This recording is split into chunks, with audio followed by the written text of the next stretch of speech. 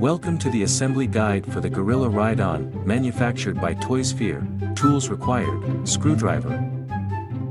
Box includes main body, steering, front wheel, handrest holder, handrest, backrest, parental handle.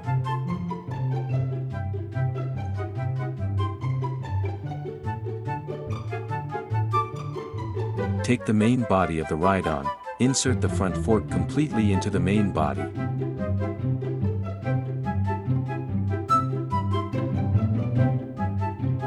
Now, place the steering onto the front fork. Secure the steering using the provided nut and bolt.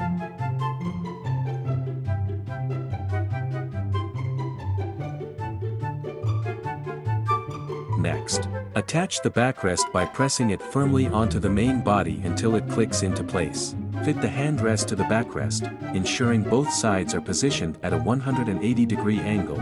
Lock the handrest to the steering using the lock provided.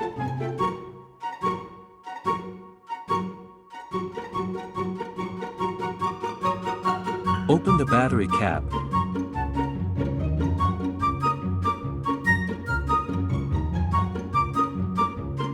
Insert two AAA batteries. And close the cap securely.